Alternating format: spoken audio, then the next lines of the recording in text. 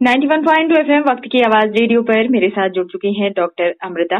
Covid विशेष में हम जानते हैं हमारे पास कुछ सवाल हैं तो इनके जवाब हम जानेंगे डॉक्टर अमृता से। मैम, हमारे पास जो सवाल है इसमें से पहला सवाल है कि नवजात शिशु को स्तनपान कराना कब शुरू करना चाहिए?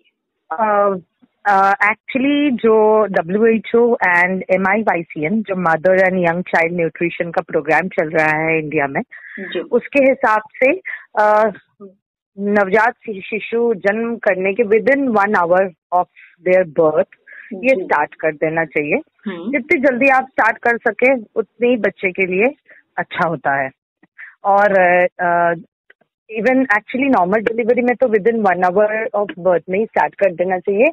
कभी कभी सिजारियन सेक्शन में क्या होता है कि मदर सिजाइटिस वगैरह होते हैं, उसमें भी ये बोला जाता है कि विद इन 2 to 3 आवर्स के अंदर ये स्टार्ट हो जाना चाहिए, क्योंकि ये बच्चे के लिए बहुत ही ज्यादा इम्पोर्टेंट होता है। जी मैम, मेरा नेक्स्ट सवाल है कि माँ का पहला दूध कोलेस्ट्रॉम बच्चे के लिए कैसे लाभदायक है? बहुत ही ज्यादा। कोलेस्ट्रॉम एक्चुअली क्या होता है, कोलेस्ट्रॉम कस्टमाइज्ड बोला जाता है कोलेस्ट्रॉम को, क्योंकि वो माँ के स्तन से आया हुआ वो सबसे पहला गाढ़ा दूध होता है। उसमें बच्चे के लिए जो जो पोषण की जरूरत होती है वो पूर्णतः मात्रा में मौजूद होते हैं। ठीक है, तो कोलेस्ट्रॉम ही है जो बच्चे को इम्यूनिटी पावर देता है। तो ये ऐसे नहीं बोल रही हूँ कि कोलेस्ट्रॉम से बच्चे की ग्रोथ होगा और समथिंग, बट पहला जो न्यूट्रिशन, पहला जो इम्यूनिटी, ये सब जो मिलता है वो कोलेस्ट्रॉम से मिलता है। तो colostrum is very important for newborn baby. Okay ma'am, मेरा अगला सवाल है कि शिशु को पहले कुछ हफ्ते में कितनी बार स्तनपान कराना चाहिए? पहले कुछ हफ्ते में, शुरुआत में एक्चुअली शिशु को कम से कम 2-3 घंटे के अंतराल में स्तनपान कराना चाहिए।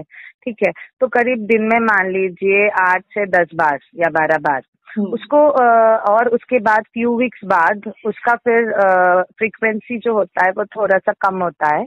जैसे 8 आप 10 बार करा रहे हो, उसके बाद 6 से 8 बार होगा, उसके बाद 4 से 5 बार होगा। ये फ्यू वीक्स के अंतराल में चेंज होता है, बट उसको जानने का एक तरीका होता है। ठीक है, जैसे फ्यू वीक्स में बच्चा, फर्स्ट फ्यू वीक्स में अगर बच्चा 8 से 10 बार बच्चे के डायपर चेंज होनी चाहिए, तो आपको ये पता चलेगा कि बच्चा सही तरीके से दूध पी रहे हैं, तभी वो इतना यूरिनेशन हो रहा है। तो इसका मतलब आप बच्चे को सही अमाउंट पे दूध दे रहे हो।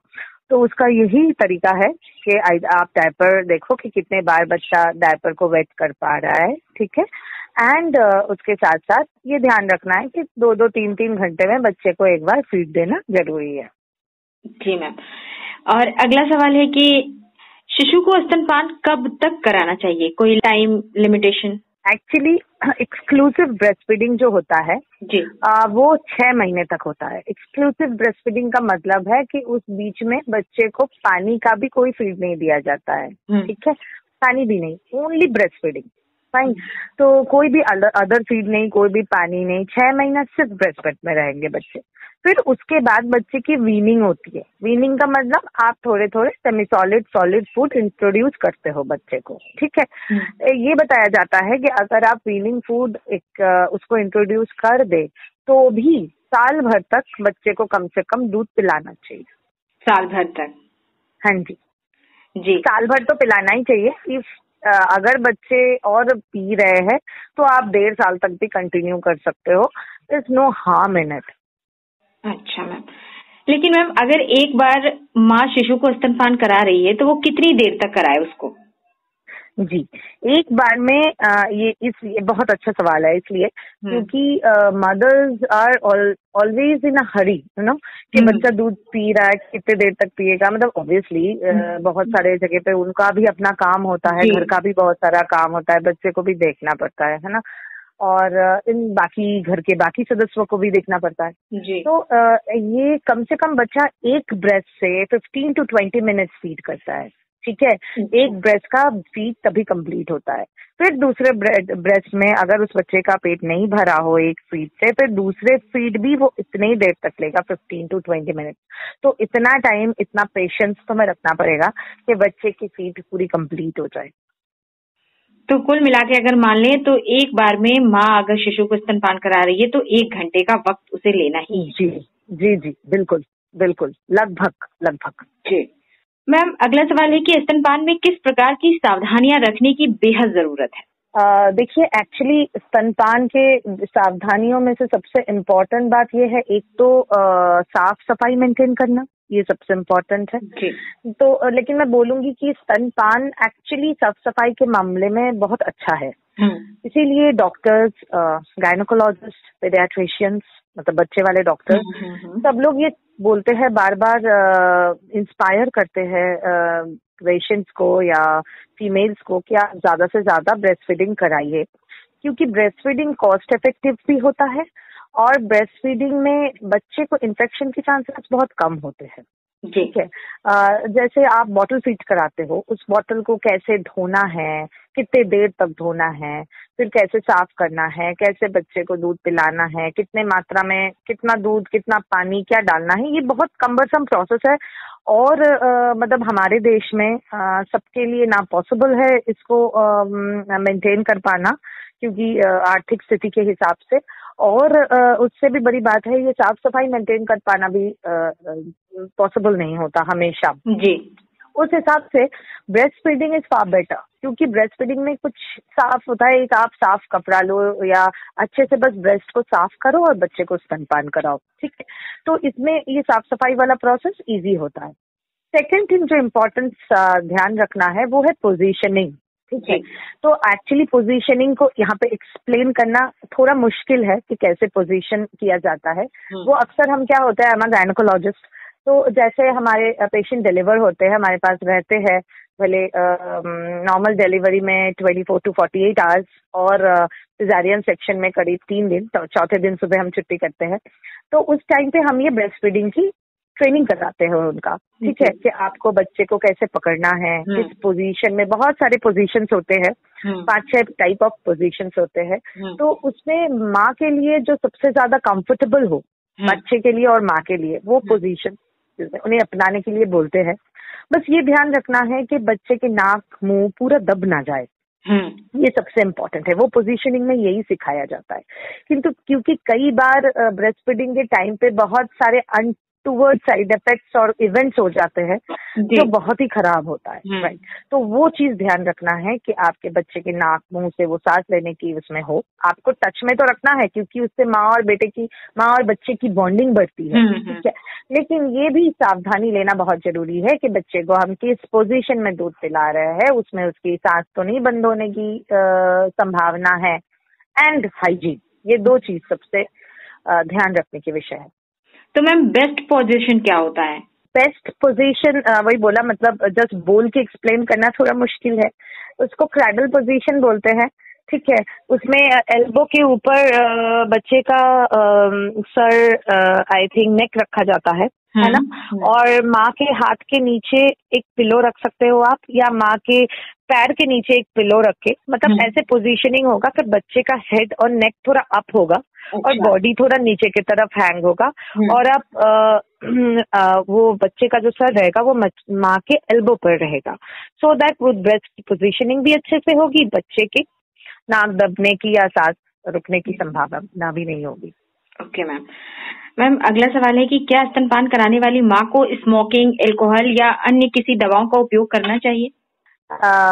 एक्चुअली स्मोकिंग, अल्कोहल, ये तो जब से आपने प्रेगनेंसी कंसीव किया है तब से ही और कंटिन्यू नहीं करनी चाहिए। ठीक है, इवन सिगरेट स्मोकिंग तो प्रेगनेंसी आने के, अगर आप प्लान कर रहे हैं प्रेगनेंसी, अल्कोहल एंड स्मोकिंग, तो तभी से आपको छोड़ना चाहिए, क्योंकि इसके वजह से बच्चे की ग्रोथ रिटार्डेशन भी होता है, कई बार अबॉर्शन की भी बहुत सारे हिस्ट्री है, और कई बार बच्चे में स्ट्रक्चरल एबनॉर्मलिटीज भी होते हैं। ठीक है, और मेरे ख्याल से जब आप 9 महीने इन सब से दूर रहेंगे, तब उसके बाद नेचुरली लैक्टेशन पीरियड में अचानक से आप ये स्टार्ट कर दे, ये बहुत ही मतलब ऐसा नहीं होता है, क्योंकि ऑलरेडी आप इस प्रोसेस से जा चुके हो, है ना, तो ये तो अवॉइड ही करना चाहिए। This is very important. Smoking alcohol is not good, क्योंकि उसमें जो चीज आपकी बॉडी में, आपकी ब्लड में एसिमिलेट हो रहा है, आपके थ्रू आपके बच्चे में भी वो ट्रांसफर हो रहा है। ठीक है, तो वो तो नहीं करना चाहिए। बाकी रहा मेडिसिन की बात, हाँ, तो प्रेगनेंसी के टाइम पे भी कुछ मेडिकेशंस प्रोहिबिटेड होता है। सारे मेडिकेशंस प्रेगनेंसी के लिए सेफ नहीं है, ठीक है। उसको कैटेगरिकली हम लोग डिवाइड करते हैं, कैटेगरी ABC ड्रग के हिसाब से। तो कुछ मेडिकेशंस प्रेगनेंसी पे नहीं होता एंड कुछ मेडिकेशंस लैक्टेशन के लिए भी बिल्कुल मना होता है। तो इसीलिए प्रेगनेंसी और लैक्टेशन के टाइम पे अगर आपको कोई भी दिक्कत हो, उसके लिए अब अक्सर अभी की टेंडेंसी क्या होते हैं कि लोग मेडिकल शॉप में चले जाते हैं और बोलते हैं कि हमें ये दिक्कत है, हमें मेडिकेशन दे दीजिए। मेरा अगला सवाल आपसे यही था, इसी बारे में। हाँ। जी, या कोई जनरल प्रैक्टिशनर के पास चले जाते हैं एंड बोलते हैं, जो MBBS होते हैं, मैं बोल रही हूँ, वो स्पेशलाइज नहीं होते, तो उनके पास चले जाते हैं और बोलते हैं कि हमें इसकी ये चीज है, ये दवा दे दीजिए। उनके पॉइंट ऑफ व्यू से क्या होता है कि they are not specialise in that subject, ठीक है। MBBS तो पढ़ते हैं बट उतना स्पेशलाइजेशन जितना एक स्पेशलाइजेशन में पढ़ाया जाता है उतना तो नहीं होता। तो उन लोग ना ये हिस्ट्री लेते हैं, कई बार उनसे भी मिस हो जाता है और उसकी वजह से क्या होता है, कई हार्मफुल मेडिकेशन उनमें चला जाता है। तो मैं तो कहूंगी कि प्रेगनेंसी के और लैक्टेशन के टाइम पे आप स्ट्रिक्टली गायनेकोलॉजिस्ट के कंसल्टेशन में रहिए। लैक्टेशन में तो आप पीडियाट्रिशियन के भी कंसल्टेशन में रहते हो बच्चे के वजह से, क्योंकि वैक्सीनेशन भी करना है। तो ये स्पेशलिस्ट से आप परामर्श लीजिए, क्योंकि मेडिकेशंस बहुत सारे ऐसे होते हैं जो बच्चे के ग्रोथ के लिए बहुत हैम्पर्ड होते हैं। बहुत सारे में बच्चे के दांत खराब होते हैं, कुछ और ऑर्गन्स में दिक्कतें हो सकते हैं। तो जरूर से जरूर स्पेशलिस्ट के संपर्क में रहिए। ठीक है मैम, स्तनपान कराने से बच्चे के लिए तो लाभदायक है कि वो माँ का दूध पीता है, लेकिन माँ के लिए स्तनपान के क्या लाभ है? दोनों के लिए बहुत ज्यादा लाभदायक है। जैसे आप बोला आपने कि बच्चे के लिए लाभदायक है, सिर्फ स्तनपान कर रहे हैं इसलिए नहीं, बच्चा is safe from so many diseases, you know. जैसे सांस की समस्या जो होते हैं, मतलब रेस्पिरेटरी इलनेसेस होते हैं, एस्थमा होते हैं, हाफनी एंड कोई कुछ हद तक कुछ एलर्जीज होते हैं। फिर उसके बाद उसकी जो डायरिया वगैरह, बच्चों में डायरिया बहुत ज्यादा होता है, ठीक है। तो ये ब्रेस्ट फीडिंग इन सबको बहुत ज्यादा मात्रा में रोकता है। This is very good for a baby. Along with that के माँ के साथ उसके अटैचमेंट भी बढ़ते हैं एंड इम्यूनोलॉजिकली भी बहुत बच्चा इम्प्रूव्ड हो जाता है, इम्यूनोलॉजिकली बहुत स्ट्रांग हो जाता है ये ब्रेस्ट फीडिंग करने से। माँ के लिए भी बहुत अच्छा होता है। फर्स्ट ऑफ ऑल जो इम्पोर्टेंट माँ के लिए होता है वो ये है कि जो प्रेगनेंसी के टाइम पे वेट गेन करते हैं ना फीमेल्स, वो ये जब ये ब्रेस्ट फीडिंग करते हैं वो बहुत बहुत ज्यादा उससे लूज हो जाता है। उनका वेट ज्यादा मेहनत नहीं करना पड़ता, ब्रेस्ट फीडिंग के वजह से ही कई बार अच्छे से लूज हो जाता है weight. This is the first thing. And the second thing is कि ब्रेस्ट कैंसर, ओवेरियन कैंसर, इन सब से ब्रेस्ट फीडिंग प्रोटेक्ट करता है माँ को।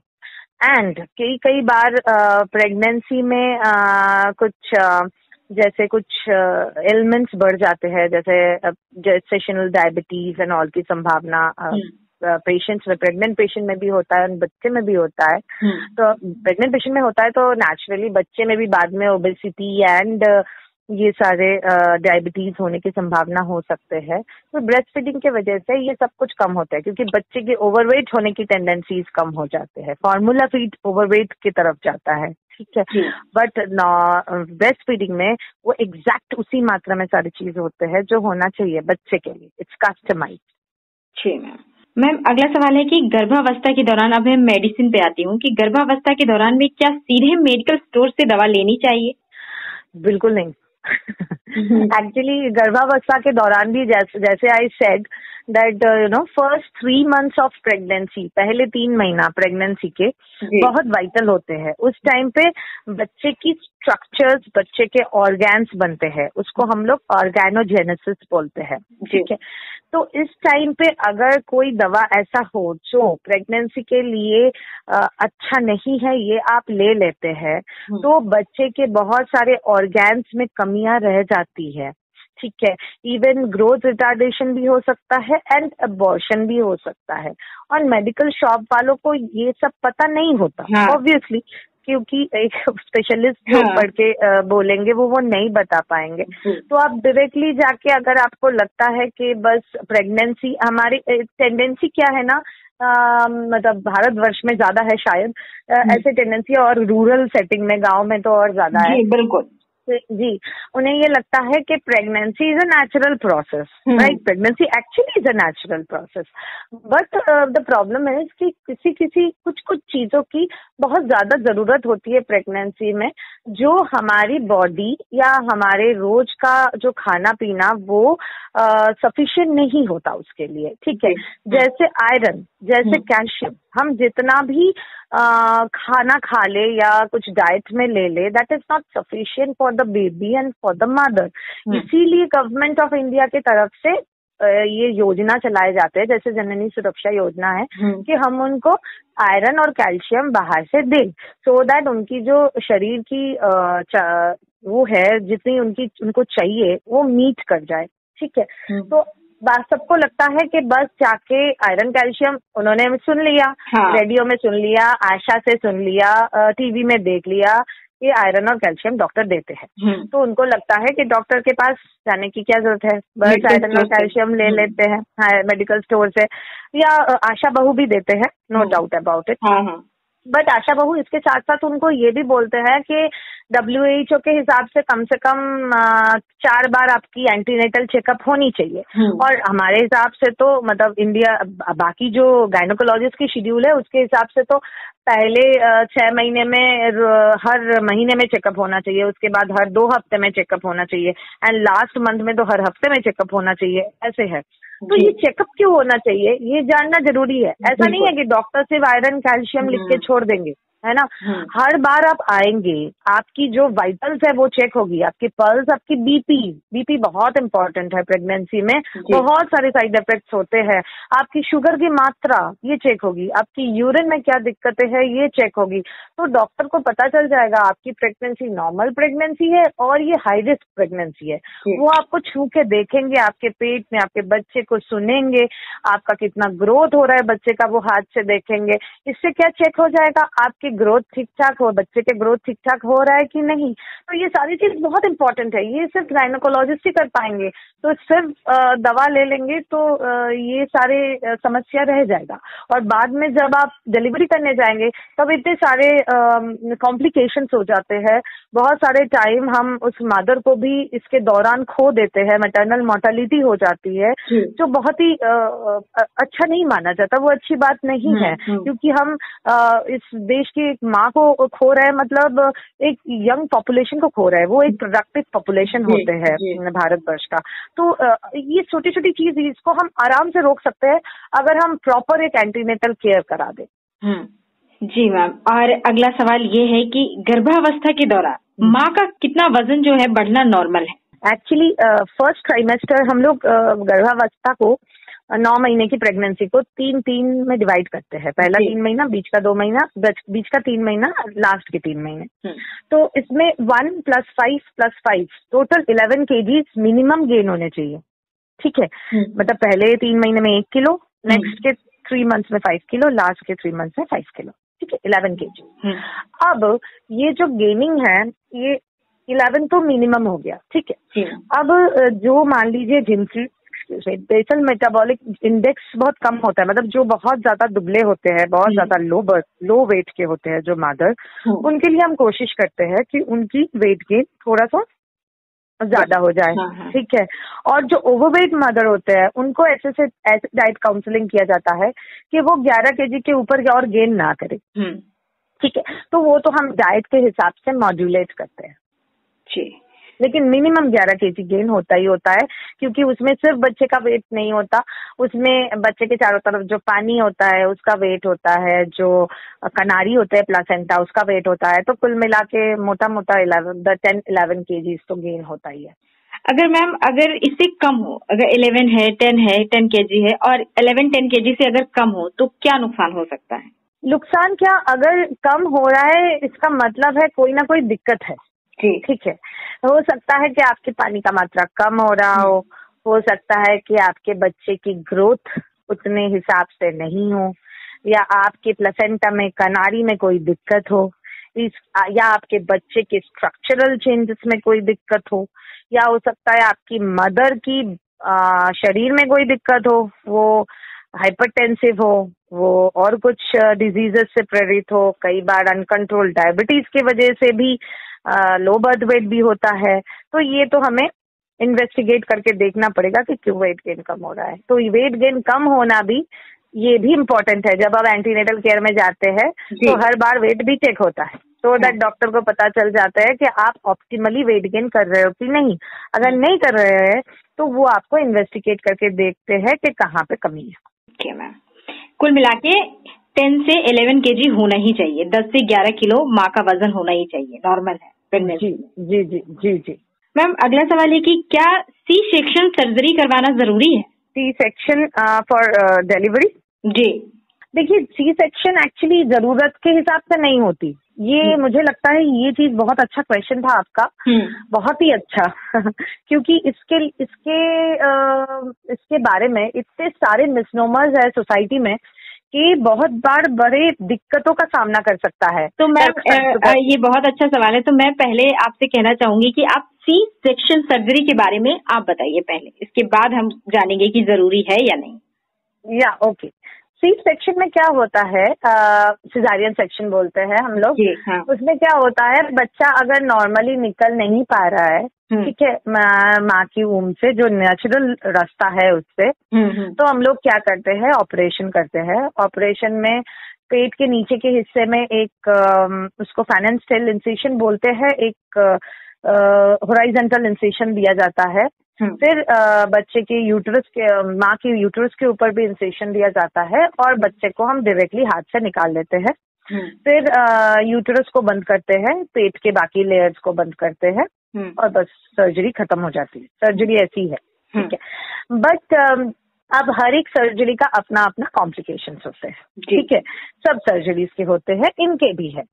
अभी एक्चुअली सी सेक्शन बड़ा आसान दिखता है सबके लिए, है आसान, ही इतना ज्यादा डिफिकल्ट नहीं है। बट कई बार प्रेगनेंसी में ना माँ के शरीर में बहुत सारे फिजियोलॉजिकल चेंजेस होते हैं, ठीक है, बहुत सारे। और कुछ प्लेसेंटा कनारी में भी चेंजेस होते हैं, कुछ मदर्स की यूटरस में भी कुछ चेंजेस हो सकते हैं, जैसे उसमें फाइब्रॉइड्स हो, कई और ट्यूमर्स हो सकता है प्रेगनेंसी के टाइम पे भी उसके साथ साथ कोएग्जिस्ट करता है, कनारी नीचे की तरफ हो, ठीक है। तो इस टाइम पे क्या होता है, हमारी जो बच्चेदानी यूटरस है उसकी एक नेचुरल टेंडेंसी होता है, जैसे ही बच्चा निकल जाता है, कनारी निकाल देते हैं हम, वो अपने आप कॉन्ट्रैक्ट कर जाता है, अपने आप सिकुड़ने लगता है, ठीक है। तो इसके वजह से उसकी जो ब्लीडिंग टेंडेंसी है वो कम होती है, ठीक है। ब्लीडिंग एक्चुअली प्रेगनेंसी के दौरान यूटरस से क्यों होती है, क्योंकि इतना ज्यादा ब्लड सप्लाई होता है, सारे ब्लड सप्लाई शरीर का उसी पे कॉन्सेंट्रेटेड होता है कि बच्चे को ज्यादा मिले, ठीक है ना। तो उस ऑर्गन की ब्लड सप्लाई बहुतायत मात्रा में बढ़ जाता है, तो ब्लीडिंग होना नेचुरल है जब हम सब चीजें निकालेंगे। बट यूटरस की एक नेचुरल टेंडेंसी होती है बच्चेदानी की कि वो अपना सिकुड़ के उस ब्लीडिंग को बंद करता है। अच्छा। कई बार जब ये प्लासेंटा नीचे की तरफ होता है, कनारी नीचे होती है, या कोई ट्यूमर या कोई समस्या होता है यूटरस में, या नेचुरल मदर की टेंडेंसी ऐसी होती है, क्योंकि ब्लड लेवल में भी बहुत सारे चेंजेस होते हैं मदर की शरीर में, तो कई बार पीपीएच होता है, उसको बोलते हैं पोस्टपार्टम हेमरेज, बहुत ज्यादा ब्लड चलने लगता है, जो हम लोग बंद नहीं कर पाते हैं। उपाय बहुत सारे हैं बंद करने का, कोशिश भी हर डॉक्टर सब कुछ करता है, बट फिर भी कई बार अनफॉर्चुनेटली हम बंद नहीं कर पाते। तो कई बार इस ऑपरेशन के दौरान मदर की ऑब्स्ट्रेटिक हिस्टेरेक्टमी भी करनी पड़ती है, मतलब बच्चेदानी निकालना भी पड़ता है मदर को बचाने के लिए। मैं इसलिए बोल रही हूँ, ये इस सर्जरी के एक साइड इफेक्ट है, जैसे हेमरेज इस सर्जरी के एक साइड इफेक्ट है, ठीक है। तो ये सारे साइड इफेक्ट्स भी होता है, तो इसका मात्रा मैं बताऊं, इसका परसेंटेज बहुत ही कम होता है, less than 1% you can say, but still अगर 100 में से 1 लोगों को भी होता है तो होता तो है, ठीक है। तो ये मान के तो चलना पड़ेगा, हमें ये एक्सप्लेन करना पड़ता है, ठीक है। तो मोटा सी सेक्शन सर्जरी वैसे ही होता है जैसे मैंने आपको बोला जी। अब आपका ये क्वेश्चन था कि जरूरी है कि नहीं, करना है कि नहीं, तो ये मैं बहुत अच्छे से आपके माध्यम से, आपके रेडियो के प्लेटफॉर्म से क्लियर करना चाहती हूँ। सोसाइटी सोसाइटी में सारे लोगों का सबका ये एक प्री फॉर्म्ड नोशन है कि डॉक्टर जल्द कर देते हैं सिजेरियन सेक्शन। हाँ, कर देते हैं जल्दीबाजी में जल्द से जल्द करने के लिए। जी जल्द से जल्द करने के लिए सिजेरियन सेक्शन कर देते हैं। ऐसा ना बिल्कुल नहीं है, ठीक है। डॉक्टर पहले बार हमारे पास भी पेशेंट्स आते हैं रोज, नॉर्मल सिजेक्शन जैसे भी होता है तो सारे ऑप्शंस दिया जाता है। एक्चुअली क्या होता है ना, ये जो normal delivery and c section ये बहुत आखिरी का डिसीजन होता है। डॉक्टर इतने पहले डिसाइड नहीं कर पाते कि इसमें क्या करना चाहिए। हाँ, आपका अगर पहले से ही कोई कॉम्प्लिकेशन हो आपकी बॉडी में, मान लीजिए पानी इतना कम हो जाए, एक लेवल से नीचे हो जाए, AFI बोलते हैं हम लोग, फ्लूइड इंडेक्स। एक्चुअली बच्चा पानी के अंदर रहता है और वो पानी बच्चे को नीचे की तरफ पुश करता है सो दैट नॉर्मल डिलीवरी हो जाए, ठीक है। अगर पानी बहुत कम हो जाता है ना तो बच्चा अंदर अटक जाता है, ठीक है, नीचे नहीं आ पाता। और जब भी बच्चा अटक जाता है वो अंदर लैट्रीन कर देता है, वो उसकी नेचुरल टेंडेंसी है। लैट्रीन कर देता है, वो लैट्रीन वाले फ्लूइड में रहता है तो हाफ जाता है। तो जब बच्चा निकलता है तब इधर उनको NICU में ट्रांसफर करता है, कई बार हम बच्चे को खो भी देते हैं, ठीक है। तो ये सारे अनटूवर्ड इफेक्ट रोकने के लिए कई बार जो डॉक्टर पहले से बोलते हैं कि ये सिजेरियन सेक्शन करवा लीजिए, मोस्ट ऑफ द कारण ये होता है कि इधर उनकी पानी का मात्रा बहुत कम हो गया, या बच्चे में बहुत ज्यादा ग्रोथ रिटार्डेशन है, या बच्चे की जो ब्लड वेसल्स की सप्लाई जा रही है उसमें खून की, उसमें कुछ कमी आ रही है, या प्लासेंटा आपके एकदम नीचे है, जहां से निकलने का रास्ता है उसके ऊपर ही वो कनारी बैठी हुई है, तो बच्चा कैसे नीचे आएगा। और अगर पहला बच्चा उल्टा हो तो भी सिजेरियन के लिए पहले ही बोल देते हैं। ये 2-4 ही रीजंस होते हैं जो, और प्रीवियसली अगर आपका 3 साल के अंदर ऑपरेशन होके बच्चा पैदा हुआ है तो ये कुछ ही रीजन होते हैं जिसमें डॉक्टर डायरेक्टली बोलते हैं कि आपको सिजेरियन करवाना चाहिए। अदरवाइज हर कोई नॉर्मल के लिए रुकते हैं। जब आपको ट्रायल दिया जाता है ना कि आप ठीक है, आप दर्द लो, डॉक्टर दवा देते हैं, दर्द बढ़ाते हैं, आपको हर घंटे में आपका फीटल हार्ट साउंड चेक होता है, भर्ती होके नीचे से आपको देखते हैं हाथ डाल के बच्चेदानी का मुहाना खुल रहा है कि नहीं। वही ये जो ट्रायल का पीरियड होता है, यही टाइम है डिसाइड करने का, क्योंकि एक टाइम लिमिट होता है। ऐसा नहीं है कि हम 2 दिन 3 दिन 4 दिन आपको ट्रायल देते रहे, है ना। तो हमारे पास एक चार्टिंग होते हैं, उसको पार्टोग्राम बोलते हैं, ठीक है। उस चार्टिंग से हम ये देखते हैं कि इसके बाद आपके बच्चे के लिए खतरा तो नहीं होगा, आपके बच्चे के धड़कन इतना तो नहीं कम हो जा रहा है कि बच्चा अंदर खत्म हो जाए, कि कोई दिक्कत हो जाए। ऐसे ही टाइम इसी को एनालिसिस करके डॉक्टर आपको सिजेरियन के लिए बोलते हैं, उसके पहले नहीं। तो ये तो बिल्कुल ही मतलब एक रिफॉर्म नोशन हो गया है कि डॉक्टर सिजेरियन कर देंगे, ऐसा नहीं है। आप जाइए, डॉक्टर साहब से बात कीजिए और वो जरूर आपको एक्सप्लेन करेंगे। हम अपने हर पेशेंट को एक्सप्लेन करते हैं करने से पहले कि ये सिचुएशन है और क्या आप करना चाहते हैं ये बताइए, क्योंकि जब तक आप नहीं हाँ बोलेंगे आपके पेशेंट के ऊपर वो कुछ नहीं कर सकते। सीधी सी बात है जी, बिल्कुल। और मैम मेरा अगला सवाल था इसी सवाल से जुड़ा हुआ कि 1 बार या 2 बार सिजेरियन से अगर बच्चे पैदा हो जाते हैं तो क्या 3rd बार प्रेगनेंसी में कोई दिक्कत आती है? प्रेगनेंसी में दिक्कत, प्रेगनेंसी कंसीव करने में तो दिक्कत नहीं आती है, ठीक है, इट्स फाइन, इट्स नॉर्मल। 1 बार 2 बार 3 बार कहीं पर भी कोई दिक्कत नहीं आती है, क्योंकि बाकी तो आपकी ट्यूब्स वगैरह सही है तो आ जाएगा बच्चा, ठीक है। बट प्रॉब्लम ये होती है कि सबकी बॉडी की जो इंटरनल मैकेनिज्म है वो डिफरेंट होते हैं। किसी किसी के ऑपरेशंस के बाद किसी किसी का नेचुरल टेंडेंसी होता है कि वो बच्चेदानी के ऊपर आके पेशाब की थैली थोड़ी ऊपर आ जाए, आते वाते आके चपक जाए। ये बिल्कुल पर्सन टू पर्सन डिफर करता है, मैं बताऊं। किसी किसी के 2 बार 3 बार सिजेरियन के बाद भी पेट आप जब हम लोग ओपन करते हैं तो बिल्कुल साफ होता है, सब कुछ साफ दिखता है, कोई दिक्कत नहीं होता। लेकिन किसी किसी का ऐसा होता है कि आते आके बच्चेदानी के ऊपर चिपक जाए, या ब्लडर या पेशाब की थैली ऊपर आ जाए, या ऐसा कुछ हो, तो उसमें ये ऑपरेशन करना थोड़ा रिस्की हो जाता है। ठीक है ना, क्योंकि आते वगैरह भी हैम्पर हो सकते हैं, पेशाब के थैली भी इंज्योर हो सकते हैं, तो ये सारे चांसेस होते हैं, ये रिस्क होता है, बच्चा आना रिस्क नहीं है। हाँ, और एक चीज जो बच्चे आने के बाद रिस्क हो सकता है वो है कि 2 बार, एक बार में तो नहीं, करीब एक बार की हम लोग स्टैंडिंग ही ऑर्डर रहता है कि एक बार सिजारियन हो तो कम से कम 3 साल बाद आप नेक्स्ट बच्चा लो, क्योंकि उसके पहले आपके बच्चेदानी की उतनी मजबूती नहीं होती। हाँ, 2 बार सिजारियन के बाद तो जरूर से जरूर डॉक्टर के संपर्क में होने चाहिए, क्योंकि आपके ये जो जहाँ पे ऑपरेशन 2 बार हो चुका है उनकी कितनी थिकनेस है, वो कितना आपके बच्चेदानी आपके बच्चे को कितने देर तक होल्ड कर पाएगा, वो स्टिच जहाँ पे ऑपरेशन हुआ है वो पतला हो तो नहीं रहा है, ये सब देखना बहुत जरूरी है, क्योंकि एन वक्त पे अगर बहुत ज्यादा पेन आए तो वो बच्चेदानी फट सकती है, और बच्चेदानी फट जाए तो बच्चे की भी लाइफ रिस्क है और माँ की भी। बिल्कुल। मैम, अब आखिरी सवाल हमारे पास है कि गर्भवती महिला को गर्भावस्था के दौरान कौन सा एक्सरसाइज करना चाहिए, कैसा एक्सरसाइज? जी, ये भी बहुत अच्छा सवाल है। एक्सरसाइज एक्चुअली आजकल तो इन है बिल्कुल हर एक चीज में, तो गर्भावस्था में भी है।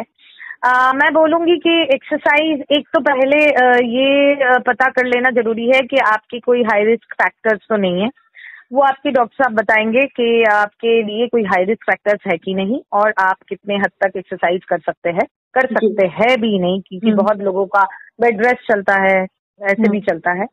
ठीक है, बाकी अगर आपको कोई समस्या नहीं है, आप नॉर्मल रोज का जो काम है वो कर सकते हैं, झुक के पोछा वोछा मत लगाइए, बट नॉर्मल काम कर सकते हैं, नॉर्मल जैसे वॉकिंग वगैरह कर सकते हैं, ट्रेडमिल में नहीं, नॉर्मल वॉकिंग वो सब कर सकते हैं। लेकिन कोई वेट लिफ्टिंग एक्सरसाइज आप नहीं कर सकते हो प्रेगनेंसी में, वो आपको ध्यान रखना चाहिए। कोई जंपिंग, वेट लिफ्टिंग ऐसे एक्सरसाइज आप नहीं करना चाहिए आपको। और अगर आप कोई एरोबिक्स भी कम किया जाता है, क्योंकि उसमें भी थोड़ी जंपिंग होती है। योगा वगैरह आप कंटिन्यू कर सकते हैं, बट वो आपको स्ट्रिक्टली इंस्ट्रक्टर के पास ही करना पड़ेगा, क्योंकि अगर आप खुद योगा कर रहे हो और कहीं पे भी आपके लिगामेंट वगैरह स्ट्रेच हो जाए, क्योंकि आप योगा में स्ट्रेचिंग ही करते हो, वहाँ पे स्ट्रेच हो जाए तो उस टाइम पे पैर का या कहीं पे भी बच्चेदानी के आसपास का, तो फिर डिलीवरी के टाइम पे बड़ी समस्या होती है, या पेन बहुत ज्यादा पेनफुल भी होता है। तो मैं तो बोलूंगी कि अगर कोई कॉम्प्लिकेशन नहीं है आपको तो आप एक्सरसाइज कीजिए, लेकिन प्लीज इंस्ट्रक्टर के अंडर रह के कीजिए। जी बिल्कुल, बहुत बहुत शुक्रिया मैम कि आपने इतना वक्त दिया और बहुत अच्छे से सारे सवालों के जवाब आपने दिए हैं। और मैं जाते जाते आपसे ये कहना चाहूंगी कि जो गर्भावस्था के दौरान से गुजर रही है महिलाएं, उनसे अगर आप कुछ कहना चाहें तो आप क्या कहेंगे?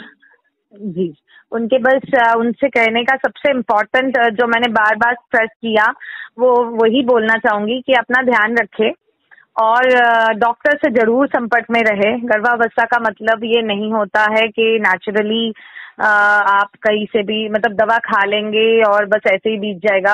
आपके शरीर में ये बहुत रिस्की कंडीशन होते हैं फीमेल्स के लिए, तो ये रिस्क फैक्टर आइडेंटिफाई होना जरूरी है जल्द से जल्द। तो रेगुलर ANC चेकअप कराइए, एंटीनेटल चेकअप रेगुलर कराइए, जैसे डॉक्टर बोले वैसे चलिए, अपने डॉक्टर के संपर्क में रहे और अपने सारे जो प्रश्न हैं वो जाके अपने डॉक्टर से कीजिए। वो डाइट से लेके हो या बर्थ प्रिपेयर्डनेस से लेके हो, कैसे आप बच्चे के आने की तैयारी करेंगे, या ब्रेस्ट फीडिंग के बारे में हो, या कैसे आप कंसीव करेंगे उसके पहले आप क्या करेंगे, इन सब के बारे में आपके डॉक्टर से बात कीजिए। तो अब मुझे लगता है आपके लिए ये बहुत ही ज्यादा सुखदायक होगा ये वाला पीरियड। बहुत बहुत धन्यवाद। Thank you so much. Thank you.